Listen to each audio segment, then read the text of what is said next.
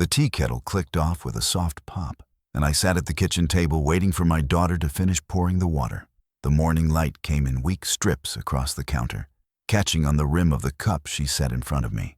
I watched a faint swirl of steam rise, noticing how my hands felt heavier than usual on the table's edge. Before I could reach for the cup, the doorway behind me shifted with a small sound. The housekeeper stepped inside, moving quietly the way people do when they don't want to disturb anything. She looked toward the counter first, and then at the cup. Her face tightened, and she stopped mid-step. I had seen her calm through broken dishes and medical emergencies, but I had never seen her freeze like that. She walked closer, slow enough that I felt the air in the room thicken. She leaned down as if to adjust the napkin beside my plate. Her voice barely reached my ear. "Don't drink that tea." The whisper wasn't dramatic. It wasn't emotional. It was sharp, short, and filled with something that made my stomach turn. When I looked at her, her eyes held real fear.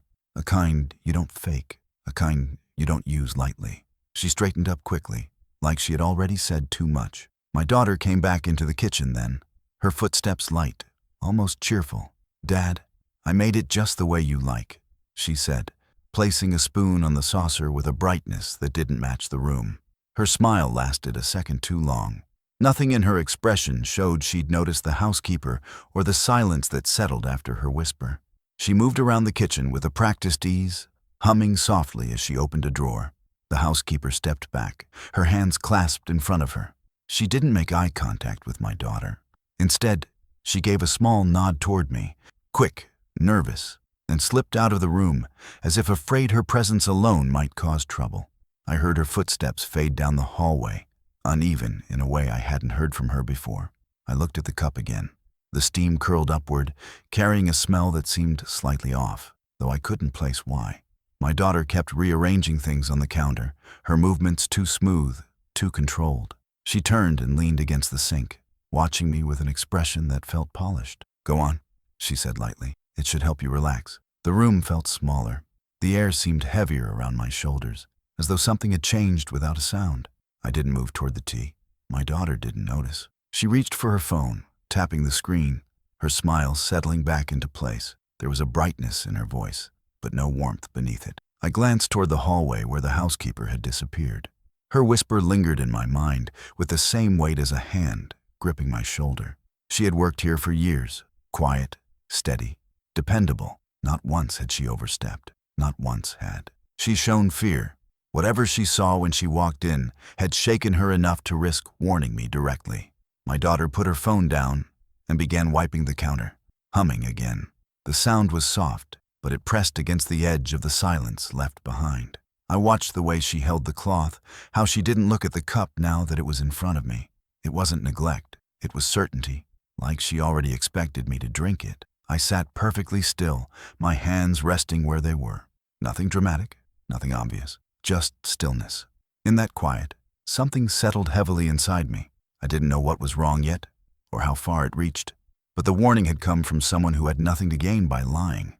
A simple cup of tea shouldn't change the air in a home. But in that moment, I knew something had. My daughter moved in a few months after my wife passed. At first, it felt like kindness, a way of keeping the house from sinking into the kind of silence that swallows older men whole. She told neighbors she was helping Dad adjust, and I believed her. I wanted to, but the warmth faded quickly. Her visits turned into stays, and her stays turned into ownership. She began walking through the house like someone inspecting a property, not returning to a childhood home. The change was small at first, almost harmless, but grief can make a man overlook things he shouldn't. I began noticing how she answered questions before I finished asking them, always rushed, always distracted. "Dad, don't worry about it," was her new favorite phrase. The softness she once carried when speaking to me was gone. She stayed up late with her phone pressed tight to her ear, whispering in a tone that wasn't meant for family. Sometimes the calls ended with a sigh, hard enough to carry through the hallway. When I asked if everything was all right, she gave me that bright, practiced smile that didn't touch her eyes. The housekeeper, on the other hand, had been with us for almost a decade.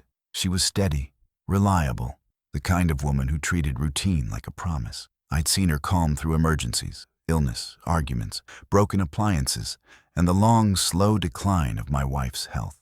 She never panicked, never raised her voice. To see fear in her eyes that morning, Real fear, said more than any explanation ever could.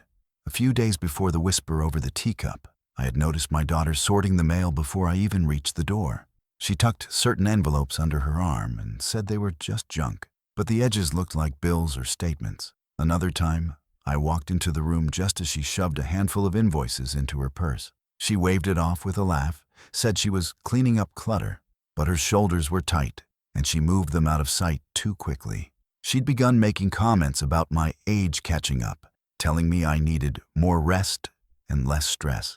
The first few times, I took it as concern, but then she began telling me not to read my own documents, insurance forms, medicine schedules, even bank notifications. "Dad, these things confuse you," she'd say, closing them before I finished the first line. Her voice stayed sweet, but the sweetness felt staged, rehearsed, like something she had practiced in front of a mirror. Another shift came with my medications. She started keeping the bottles in her own cabinet, saying she'd manage them so you don't forget. She reminded me to take pills before I asked. She stopped giving me the weekly pill organizer I'd used for years. When I tried to check the labels, she placed her hand over mine and guided it away with a gentle firmness that wasn't gentle at all. The housekeeper had watched all of this in silence. She never interfered, but she saw more than I did. She saw the tightening grip my daughter had begun placing around small parts of my life: paperwork, medicine, routine, information. And she saw something else, something I hadn't yet understood, in the way my daughter handled that cup of tea. It wasn't just the contents of the cup that frightened her. It was everything she'd been watching quietly for months. When she whispered, "Don't drink that tea," it didn't feel like a warning about a single moment. It felt like she was breaking under the weight of everything she hadn't said. And suddenly, all the small changes, the hidden mail, the late-night calls, the strict control, started lining up in ways I could no longer ignore. The danger wasn't the tea itself. It was the person who wanted me to drink it. That afternoon, when the house felt still enough to move without being watched, I returned to the kitchen and lifted the same teacup my daughter had placed in front of me earlier. The tea had cooled, leaving a thin film across the top. When I tilted the cup slightly, a pale residue clung to the bottom, grainy, almost chalk-like. I brought it closer and caught a faint odor that didn't match any tea I'd ever tasted. It wasn't sweet, herbal, or bitter. It smelled unfamiliar in a way that sent a cold line down my spine. That evening, I asked her, carefully, what brand of tea she'd bought. She didn't miss a beat. "The same one you always liked," she said. But when I named it, she nodded too quickly, then corrected herself, saying she'd picked a new one instead. The switch in answers came so fast, I almost wondered if I'd misheard her, but I knew I hadn't. Lies don't need volume. They change shape in small slips, small contradictions. Over the next few days, the housekeeper avoided the kitchen whenever my daughter walked in. She'd pause at the doorway, wait until the room emptied, then rush through her tasks with unusual quiet. She washed dishes without humming, moved through the pantry like someone expecting the lights to go out. Every time my daughter's footsteps approached, she stiffened and found a reason to leave. Fear had settled into her movements the way dust settles into old furniture. Slow, unnoticed, until you finally look closely. One morning, when I reached for my medication organizer, it wasn't where it always sat. I checked the cabinet, then the drawer, then the one beside it. The organizer was gone. In its place were 2 pill bottles I didn't recognize. New labels, new dosage amounts, new refill dates. The pharmacy slip tucked behind them said they had been reordered the previous week. I hadn't asked for refills. I hadn't run out. My prescriptions had been steady for years. When I asked my daughter about it, she exhaled sharply, annoyed before I finished speaking. "Dad, you're mixing things up," she said. "I'm helping you stay on track." Her irritation felt out of place, like someone getting defensive over a question that shouldn't matter. She didn't explain the difference in dosage. She didn't explain why she had taken over refills. She only told me to stop worrying about things that confuse you. The next red flag came from an unexpected source. An old friend stopped by to drop off a book my wife once loved. While we talked at the doorway, he hesitated, then mentioned something he'd heard from the community office. My daughter had recently asked them about legal care authority. She had phrased it, he said, as a hypothetical question, just in case anything happens to Dad. He looked at me with concern. The kind men show gently when they know the topic is fragile. I thanked him and closed the door. feeling the weight of that phrase settle deep in my ribs. Legal care authority, not emergency contacts, not routine updates, authority. That night, I sat alone in my study, listening to the faint clatter of my daughter moving around the kitchen. Every sound felt sharper, every pause heavier. The pieces she'd been managing, mail, medications, schedules, documents, were no longer random acts of care. They formed a pattern, a quiet arrangement around me that I hadn't noticed until the housekeeper whispered her warning. My daughter wasn't helping me navigate age. She was rearranging parts of my life so that I'd have fewer decisions to make and fewer chances to see what she was doing. It wasn't care, it was positioning. And the more I watched, the clearer it became. She wasn't planning for my comfort. She was planning for control. The next morning, I went to the study before anyone else woke. The locked drawer where I kept my important papers felt lighter when I pulled it open. I sifted through the folders slowly, trying not to make noise. The envelope that held my insurance policy was missing. So were a few bank letters I hadn't looked at since my wife passed. I checked the rest of the drawer twice, then a third time, even though I already knew they weren't there. Things don't misplace themselves. They move when someone moves them. I found the housekeeper in the laundry room folding towels. When I stepped inside, she froze with a corner of fabric still between her fingers. I asked her quietly if she'd seen anyone go through the drawer. Her eyes dropped instantly. She shook her head, but the shake wasn't denial. It was fear.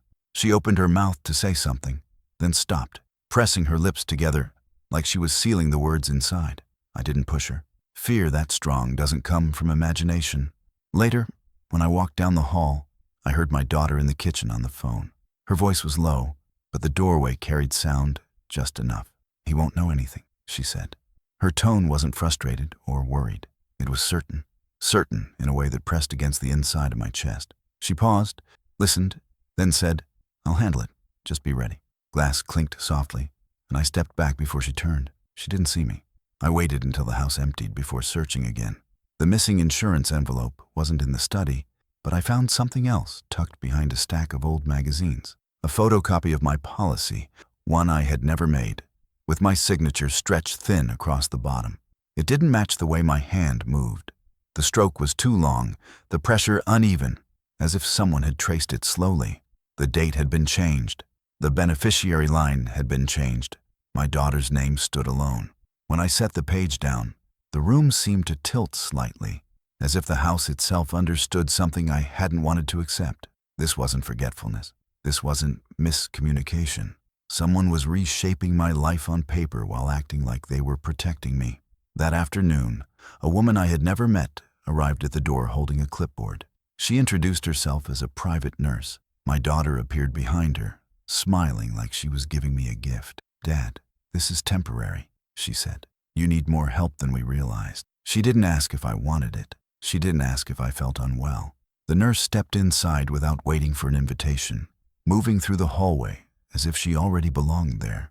The housekeeper watched from the corner of the hall, hands clasped tightly. When my daughter walked away with the nurse, the housekeeper approached me in small steps, like someone stepping onto a cracked floor. She looked around once, then leaned close. Her voice trembled. "She's not helping you," she whispered. "She's preparing something." The fear in her voice was the same fear she had the day she warned me about the tea. It wasn't panic. It was knowledge. Knowledge she didn't want to be part of, but couldn't ignore anymore. She stepped back quickly, disappearing into the pantry before my daughter could return. I stood in the hallway listening to the distant voices of my daughter and the nurse. Their tone was polite, professional, but there was an efficiency in it that didn't match the situation. Plans were moving around me, shifting like pieces on a board I hadn't agreed to play. And in that moment, it became clear. This wasn't overprotective behavior. It wasn't concern. It was preparation. Preparation for something that had nothing to do with my well-being. I waited until the housekeeper left for the market before searching the drawer in my daughter's old bedroom. Something told me whatever was missing from my study hadn't vanished. It had been moved. The bottom drawer stuck slightly when I pulled it, as if something thick pressed against the back. I reached in and found a folder wedged behind the rails. Inside was a life insurance policy I had never signed, never discussed, and never approved. My name filled the top line. My daughter's name filled the beneficiary line, clean and bold. The filing date sat in the corner like a quiet accusation, 3 weeks after she moved in. I held the paper still, reading each line slowly, letting the truth form without letting emotion cloud it. The handwriting on the signature didn't match mine. The strokes were too heavy, the slant too sharp, as if someone practiced my name but never learned my hand. The further I read, the colder the room felt. Policies like these weren't casual. They weren't filed on a whim. They were planned. Later that day, the housekeeper returned. She moved through the kitchen in short, nervous motions. When I asked her if she knew anything about my medications being rearranged, she stopped mid-reach, her hand hovering above the sink. Her voice was barely audible when she spoke. "She changed them," she said. "The bottles, they aren't the same ones the doctor gave you." She didn't look at me. She stared at the faucet, as if the metal surface was safer than my eyes. "I saw her switch them last week. I didn't know how to tell you." Before I could ask anything else, footsteps approached. The housekeeper stepped aside instantly, retreating to the hallway as my daughter entered the kitchen. Her expression was bright, too bright, like someone stepping on stage. "Dad," she said, closing the distance between us, "we need to talk about future planning." She placed a hand on the back of the chair across from me and leaned closer. "You've been stressed. It's time we simplify your decisions. Let me handle what you don't need to worry about." Her tone was sweet, but her eyes didn't match it. They moved quickly, calculating my reactions. She spoke slowly, guiding each word the way a person steers a fragile object. "I can take over the paperwork," she continued.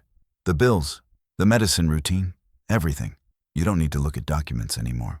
It's better this way."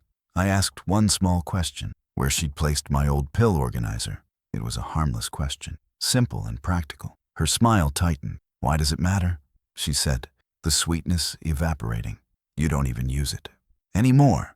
When I asked what brand the new pills were, her face flickered. The crack appeared fast. Her voice sharpened, her posture stiffened, and she snapped, "Why are you questioning everything I do for you?" The shift happened in seconds. Her patience thinned into irritation, her irritation into something harder. It wasn't exhaustion. It wasn't worry. It was the frustration of someone losing control of a plan. She stepped back, breathing harder than the situation required. For the first time, she didn't hide the annoyance in her eyes. She didn't try to soften her tone. She just stared at me, waiting for me to bend, to agree, to yield. When she left the room, the silence she left behind wasn't peaceful. It was loaded.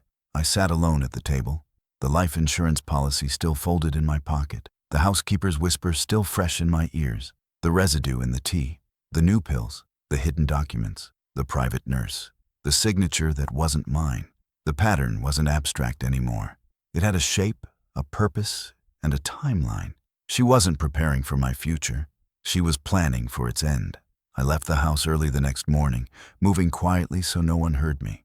The air outside was cool enough to clear my head, and for the first time in weeks, I felt the need to be somewhere my daughter could not reach. I drove straight to my longtime doctor, the man who had treated me for decades, through injuries, illnesses, and the long decline of my wife's health. He raised an eyebrow when I walked in without an appointment, but he didn't ask questions. He just led me to the small exam room and closed the door. I placed the pill bottles on the counter between us. He picked them up one by one, reading the labels with slow precision.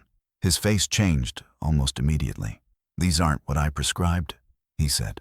There was no hesitation, no confusion. He checked the dosage, then the manufacturer, then the refill date.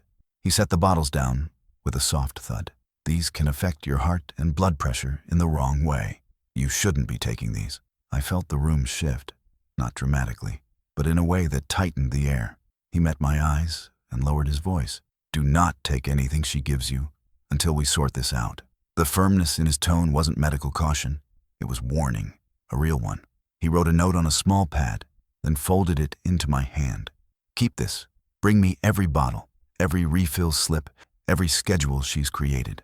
On my way out, I stopped at the pharmacy listed on the label. The pharmacist recognized me immediately. When I asked who had picked up the latest refill, she frowned and checked the system. "Your daughter collected it early," she said. "She said you couldn't make the trip." The date she pointed to was a full 2 weeks before I would have needed more pills. I thanked her, even though the information settled like ice across my shoulders. I returned home. The housekeeper was dusting the hallway bookshelf. She looked up quickly, guilt flickering across her face. I asked her gently if my daughter had given her anything to sign. She hesitated, then reached into her apron pocket and pulled out a folded paper.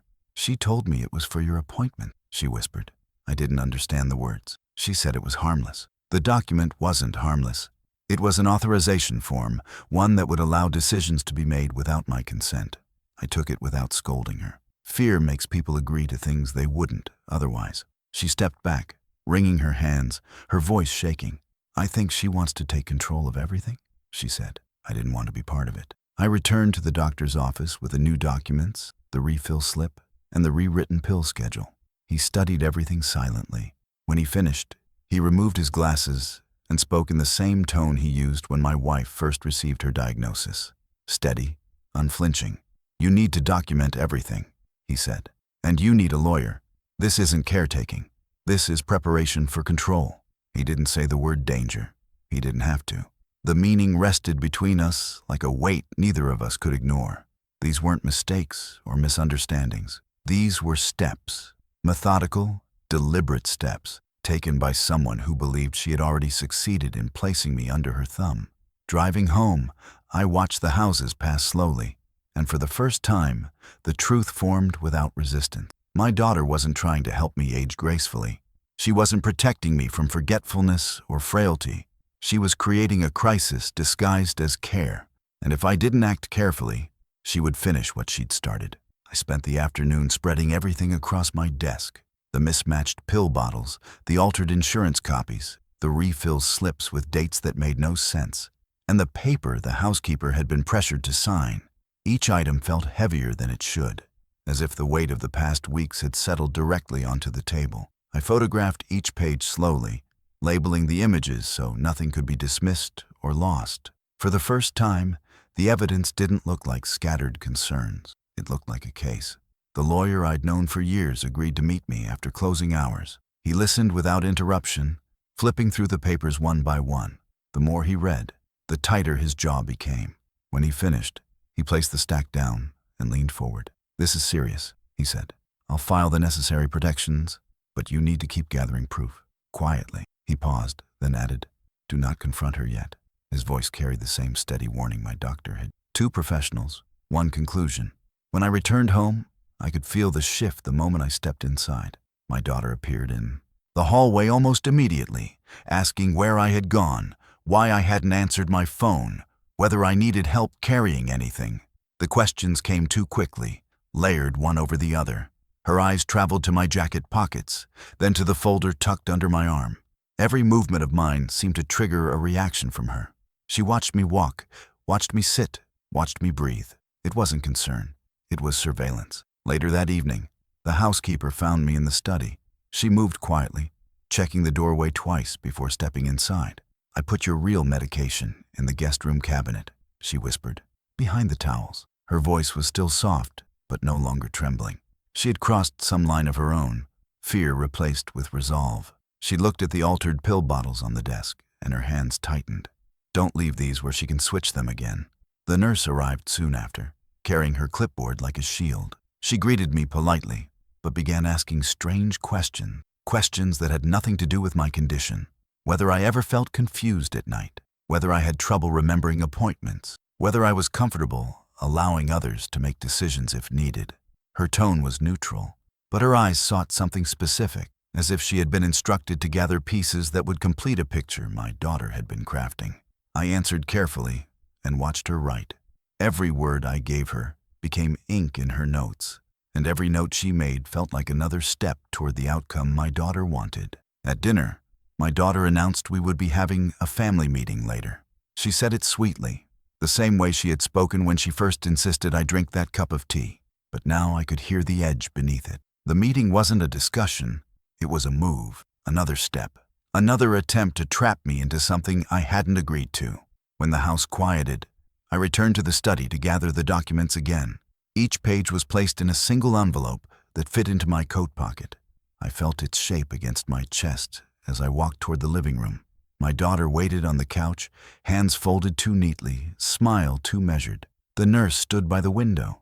The housekeeper lingered in the hallway, half hidden, watching with wide eyes. I stepped into the room and closed the door behind me. The confrontation had finally arrived, quiet, contained, and unavoidable. My daughter sat upright on the couch, hands folded neatly in her lap, as if she had rehearsed this moment. The nurse stood behind her with the clipboard held close to her chest. I took the chair across from them, feeling the envelope of documents press against my coat. My daughter exhaled softly, and then spoke with a tone meant to sound patient. "Dad, we need to talk about your confusion lately," she said.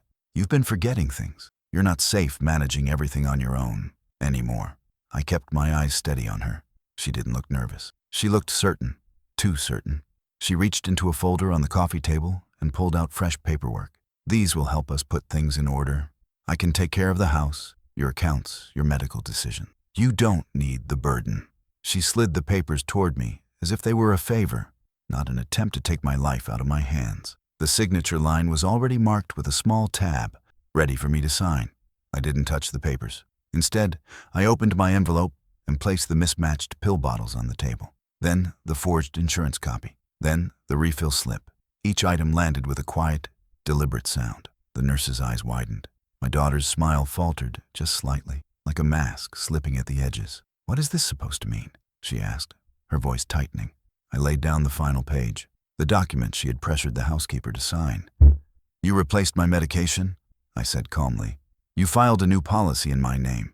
You altered insurance documents." I didn't raise my voice. I didn't lean forward. I let the evidence speak, piece by piece.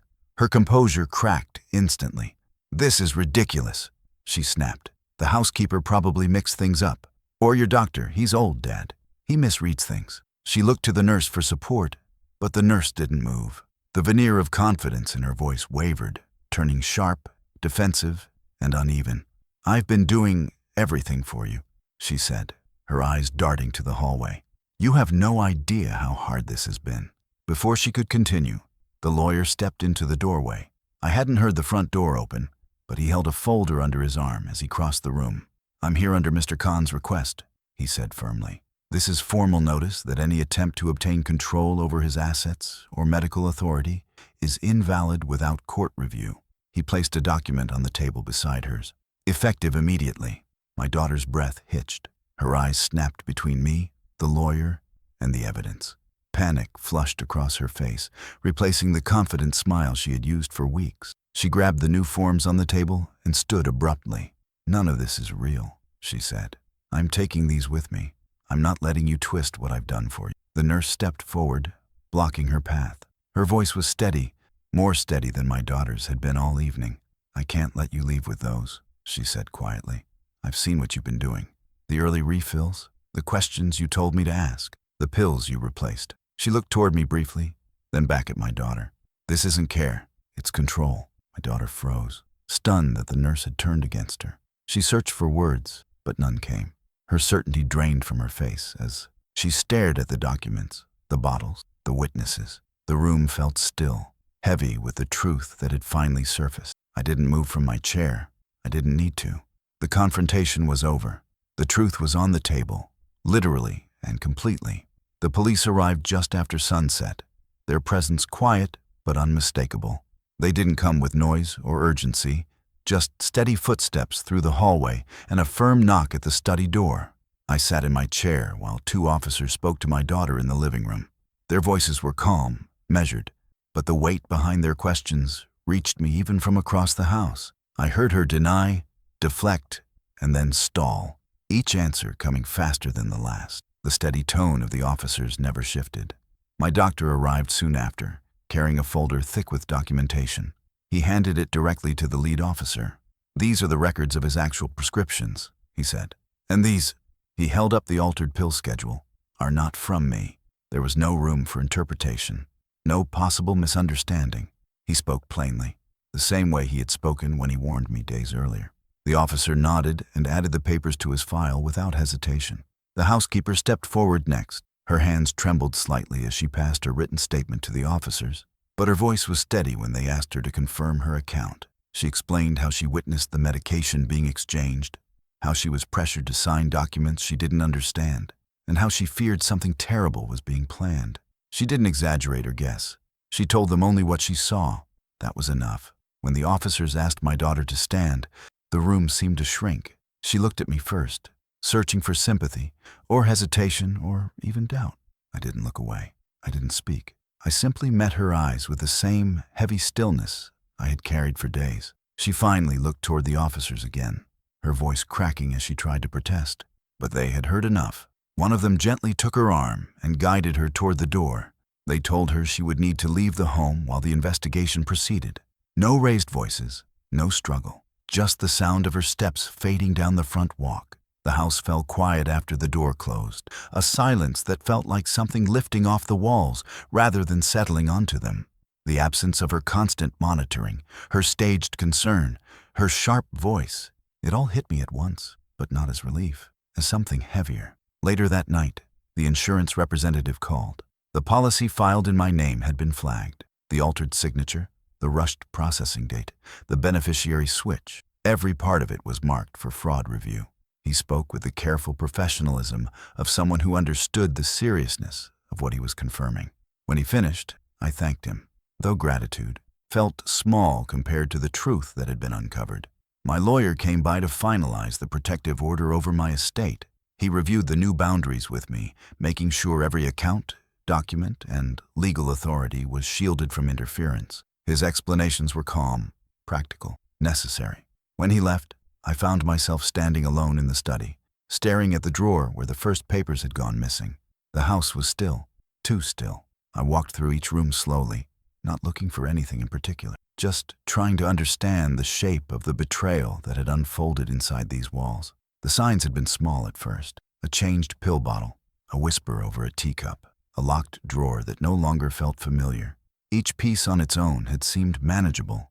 Together, they revealed how close I had come to losing everything without even realizing it.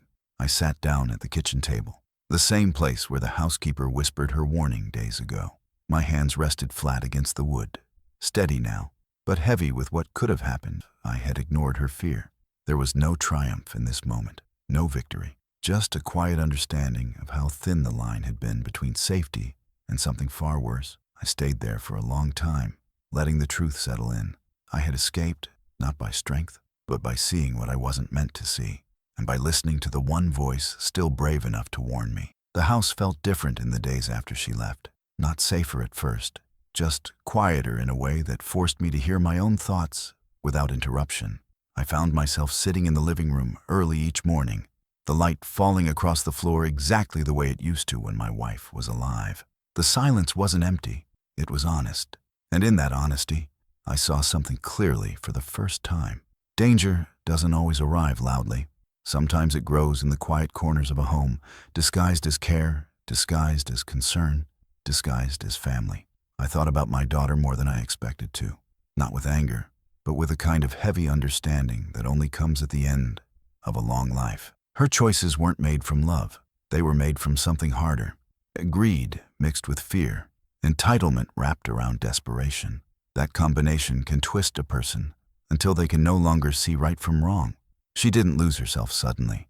It happened slowly, step by step, as she convinced herself she deserved more than life ever gave her. I didn't excuse her for what she did, but I understood the shape of it.